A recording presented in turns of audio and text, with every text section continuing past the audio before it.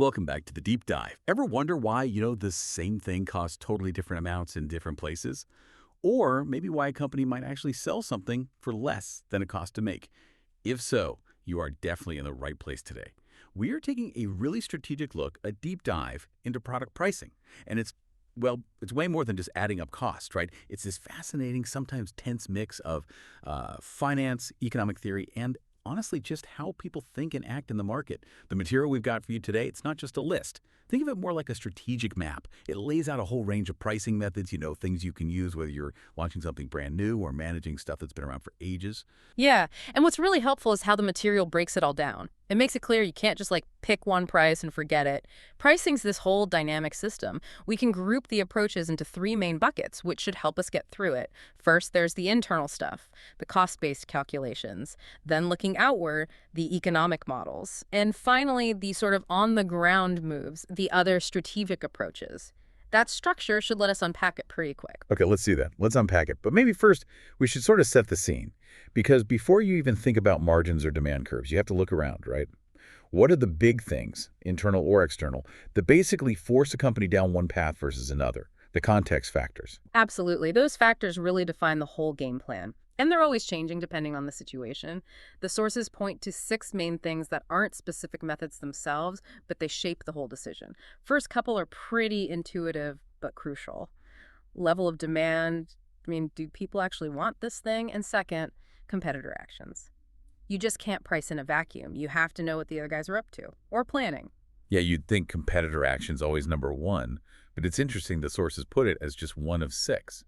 So what else is in that mix, the other four? Well, they really broaden the picture. Third is the product life cycle stage. Where is the product in its lifespan? A mature product that needs pricing to hold on to share, a totally new thing that allows for maybe more aggressive strategies. Fourth, and this one gets missed sometimes, I think, is the customer. Specifically, what do they think it's worth? What are they willing to pay? Okay, so demand, competitors, product age, the customer. Yeah. What are the last two? It sounds like maybe bigger picture stuff. That's exactly. Environmental constraints. Fifth is the general nature of competition. Is it a monopoly? Or like an oligopoly with just a few big players keeping prices stable? Or is it a total free-for-all market with constant price wars? That changes everything. And finally, number six, the legal aspects. Regulations, taxes, trade rules. You just can't ignore the legal boundaries when setting a price. That's a lot to juggle. So the main takeaway here is pricing is always specific to the situation. You've got to look at these six factors, figure out which ones matter most for your product right now before you even pick a pricing tool. That's it, exactly. These factors tell you which tools from the toolbox you're even allowed to use effectively. Okay, makes sense.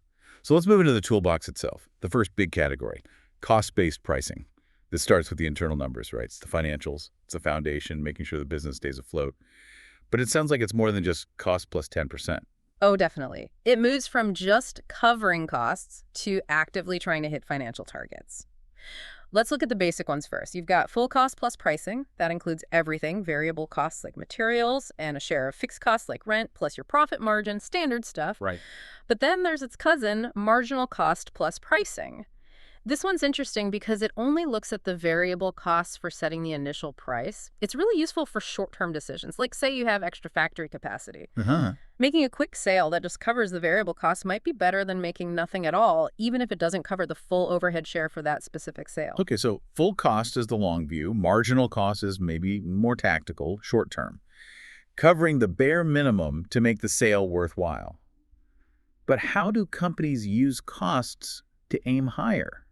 To actually hit profit goals proactively? That's where the more strategic cost methods come in, like target return pricing. Here, you work backward. You decide the return on investment you need from this product, and then calculate the price required to hit that target. So instead of cost determining price, the profit goal determines price. Kind of, yeah. It anchors the price to a desired financial outcome. And then there are a couple focused on making efficient choices. Opportunity cost pricing, which asks, what profit are we giving up by making this product instead of using those resources for something else? And differential cost pricing, which just looks at the change in cost between two different options, useful for specific either decisions. That feels like traditional accounting thinking, which is essential. Yeah. But the source has also highlighted some more modern specific accounting approaches that really change how costs are assigned. Can we dig into those two? They sounded pretty important. Absolutely. The first one is a big deal, activity-based costing on pricing, or ABC. Think about traditional accounting. It often smears overhead costs, like the factory rent or manager salaries, evenly across all products, right? Yeah, like a percentage on everything. ABC says, hold on.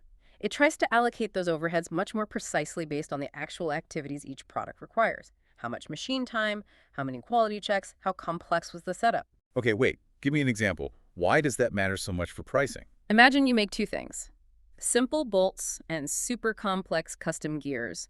Old methods might allocate, say, 10% of engineering support costs to each. But ABC would figure out, wait, the complex gears actually take up 95% of the engineering team's time and resources. Ah, so the simple bolts were effectively paying for the complex gears overhead. Exactly. ABC stops that hidden cross-subsidy. It shows you the true cost of making each thing. And that tells you what you really need to charge for each one to be profitable. It can reveal that some products you thought were profitable are actually losers. That is a game changer for understanding your own business. What was the second specific method? The second one is throughput accounting pricing. This is very focused. It looks at your production bottleneck, the slowest part of your process. Pricing here is used to push sales of the products that make the most money per minute of time on that bottleneck machine or process. The goal is maximizing throughput, basically, cash generated as fast as possible through your most limited resource. That's a really sharp focus on internal efficiency driving the price. We should also quickly mention the long-term view here. Life cycle cost pricing. Right, that one tries to account for all costs, from the very first design sketch, R&D, manufacturing, marketing, all the way to disposal at the end, all factored into the price from day one. It's quite a list just within the cost-based category. Shows how much internal data can be used. It does, and this is crucial, our sources are very clear about the limitations here. Purely cost-based methods, no matter how sophisticated, tell you what price you need to charge for internal reasons. But they inherently ignore the customer, the competition, the market dynamics, what people are actually willing to pay. Yeah, that's the fundamental weakness, isn't it? Costs set the floor price, your minimum viable price, but they don't tell you what the ceiling is. So if costs give us the floor, how to figure out that ceiling? Excellent question. And that leads us right into the second major category, the Economist's model. This is where things get really interesting, connecting those internal costs to what's happening outside using economic theory. This is all about market behavior. The core ideas here are marginal revenue and marginal cost. We mentioned marginal cost from the accounting side. But from an economist's view, the ideal price and output level is where the extra money you get from selling one more unit, marginal revenue, exactly equals the extra cost of making that one more unit, marginal cost. That's the classic profit maximization point in theory, right? MRMC. Exactly. That's the theoretical sweet spot for maximizing profits. But finding that spot in the real world means predicting how customers will react to price changes. What tools do economists use for that? Two main tools. The demand curve, just showing graphically how sales volume changes as the price goes up or down. And the really critical concept, elasticity of demand. Elasticity. Okay, everyone talk about it, but maybe give us a quick practical refresher. What's the difference between elastic and inelastic demand mean for pricing? Great point. Let's use a classic example. Think about something essential, maybe like basic medication or gasoline. Demand tends to be inelastic. If the price goes up 10%, people still need their medicine. They still mostly need to drive. Demand might drop a tiny bit, but not much. They kind of have to pay it. Okay, inelastic means price changes don't affect demand much. So, elastic. Elastic is the opposite. Think about something non-essential, maybe a specific brand of luxury chocolate or a weekend getaway trip. Demand here is often highly elastic. If the price jumps 10%, people really notice. They might buy a different brand or just skip the chocolate or postpone the trip. A price increase causes demand to fall significantly. Got it. So knowing your product's elasticity is vital. Increasing the price works well if demand is inelastic, but could kill your sales if it's elastic. Precisely. That understanding is fundamental. It tells you if a price hike will actually bring in more total revenue or less. So that's the theory. But how do companies actually figure out these marginal points and measure elasticity? It seems really hard to do in a messy, real-world market. It is hard, but they try. The sources mention the tabular approach, which basically means experimenting. running tests, maybe changing prices in one region or for a limited time, and carefully measuring what happens to sales volume. They also rely heavily on market pricing analysis, looking at historical sales data, competitor prices, and trying to infer the elasticity from that. Okay, so data analysis and controlled experiments. Yes, and crucially, linking all this back to production and sales levels. If you've got huge factories and low marginal cost, you'll likely price aggressively to fill that capacity. Sell more units. If your capacity is limited or costs are high, you'll probably price higher, focusing on margin per unit instead of volume. That makes perfect sense, linking the internal capacity back to the external market reality. Which actually leads us perfectly into our final category. These are the specific strategies and tactics companies use in the market, managing product lines, entering markets, sort of the active battlefield stuff. Exactly. This last group is all about market positioning, perception, managing a whole portfolio. We can start with market entry strategies because they're often the most visible.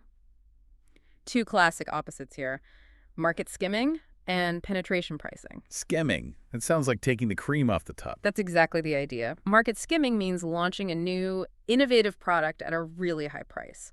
You target those early adopters, the tech enthusiasts, who aren't very sensitive to price. You aim for high profit per unit, even if the initial volume is low. Think about the first price of a revolutionary new gadget. They skim that top layer of eager customers first. Okay, high price, low volume, high margin initially. So penetration must be the polar opposite. Complete opposite. Penetration pricing is going in low, sometimes really low, maybe even below cost for a while. The goal is to grab market share super fast, get lots of people using your product quickly, build volume. Like a land grab? Precisely. Discourage competitors from even entering and hopefully build economies of scale so you can make money later, even at the low price. Works best when demand is, well, elastic. Right, when people are very sensitive to price. Think new streaming services maybe, or budget airlines. Good examples. And these strategies aren't just for new launches, they extend to managing a whole range of products too. Portfolio pricing. Yeah, like product line pricing. Setting prices across a related range. Think basic, standard, premium versions of software, or car wash options. The price gaps between them often reflect perceived value differences more than just the strict cost difference. Making the premium option look attractive or the basic one seem like a steal. Right. And that ties into product mix pricing, which is about managing prices when products are interdependent.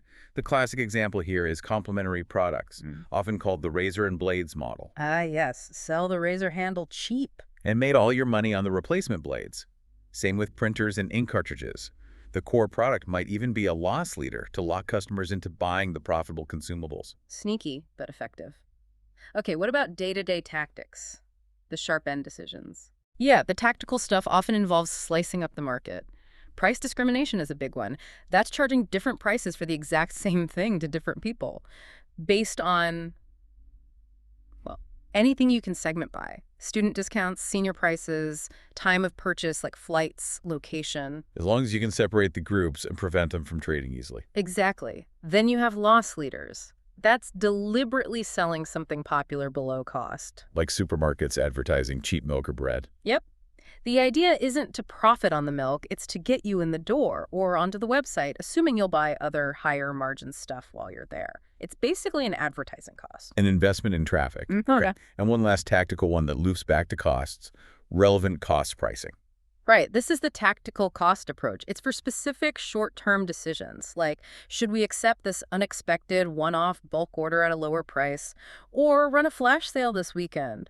For that decision only, you should only consider the extra variable costs you'll incur the relevant costs. You ignore the fixed overheads you'd be paying anyway. So it stops managers rejecting business that actually would contribute something positive just because it doesn't cover the full allocated cost. Precisely. It encourages taking advantage of marginal opportunities. Wow, okay.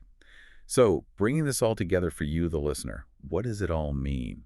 We've journeyed quite a bit here, from the internal cost accounting setting the floor, to the economic theories like elasticity, helping find the market ceiling, and then landing on all these active market strategies and tactics used to position the product somewhere between that floor and ceiling. And all of this constantly influenced by those 6 big factors: competition, demand, legal rules, and so on. That really is the synthesis. This huge list just shows there's no single right price just waiting out there. Instead, there's this wide array of sophisticated methods, and the skill lies in picking and tailoring the right one for a very specific situation. It's not just about knowing the methods exist, it's about the analysis, understanding your costs, your customer, your market, and then implementing effectively. That's how you maximize profitability across the product's life. Right. And our objective here was really to identify and discuss this whole range. But let's think about that life cycle point for a moment. We talked about market skimming starting high and penetration pricing starting low. Direct opposites. Now, many successful products might actually start with skimming when they're new and hot, but later, as competition grows and they mature, they need to shift towards a more volume-based, penetration-like approach to maintain share. So here's a thought for you to ponder. How does a company actually manage that pivot? Shifting the entire organization's momentum, maybe even its culture and cost focus, from a high-margin, low-volume skimming mindset to a low-margin, high-volume penetration one. What deep assumptions, especially about cost and strategy, have to fundamentally change to pull off that kind of aggressive midlife switch successfully? Something to think about.